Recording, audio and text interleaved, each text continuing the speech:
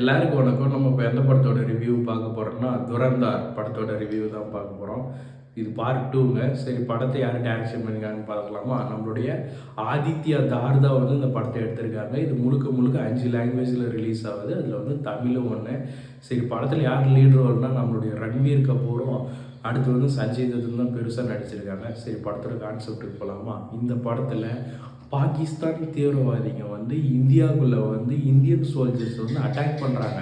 என்ன சொல்கிறாங்கன்னா, இந்தியாவோட தலையெழுத்தே நான் தாண்டா வந்து மாற்ற போகிறேன், நாங்கள் சொல்கிறது தான் கேட்கணும்னு சொல்லிட்டு ஒரு அராஜகம் பண்ணிட்டுக்கிறான். அது வந்து நம்மளுடைய ரன்வீர் கபூர் வந்து பார்த்துட்டு இவனை நம்ம என்ன பண்ணணும்னு சொல்லிட்டு அவனுங்கெல்லாம் பிடிச்சிட்டு போய் அட்டாக் பண்ணுறாரு இந்தியாவுக்குள்ளே வந்து தீவிரவாதிகளை வரவங்களை வந்து. அப்புறம் என்னடா நடக்குதுன்னு சொல்லி கேட்டிங்கன்னா, அப்படி ஒரு ஃபைட் சீனுக்குமே ஒரு பிஜிஎம் ஒரு சாங் கொடுத்துருக்காங்க பாருங்கள். படத்தை அப்படி கிழிச்சு விட்டுருச்சுன்னே சொல்லணும். ஒரே பர்சன்ட் கூட லேக் இல்லாத ஒரு மிலிட்ரி படமாக எடுத்துகிட்டு போனால் இந்த துரந்தர் படம்னு சொல்லலாம். பார்டர் 2க்கு அடுத்து இந்த படம் ஒரு பெரிய சக்ஸஸாக தான் இருக்க போகுது.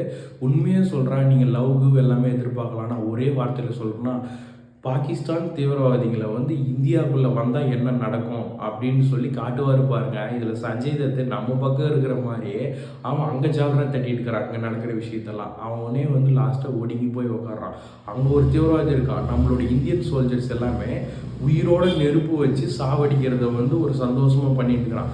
அவனை வந்து ரிவெஞ்ச் எடுக்கிறாரு பாருங்க நம்மளுடைய ரன்வீர் கபூர். பட்டமே அப்படி தூக்கி சாப்பிட்டு போயிடுச்சு. அப்படி ஒரு பிளாஸ்ட் சீன்னே சொல்லலாம். சாங்குக்காக இருக்கட்டும், ஃபைட்டுக்காக இருக்கட்டும், எந்த இடத்துலையுமே லேக் இல்லாத போகக்கூடிய ஒரே படம்னா இந்த துரந்தர்னு சொல்லலாம். 1 வேணால் ஃபெயிலியர் பண்ணி போட்டாங்க இல்லாத ஒரு விஷயத்தை வச்சு. ஆனால் 2 வந்து மாஸ் பண்ணிட்டாங்கன்னு தான் சொல்லணும். ரொம்பவே சூப்பராக இருக்குது இந்த துரந்தர் படம். நீங்களும் பார்த்து ஃபீல் பண்ணுங்கள். பாய்.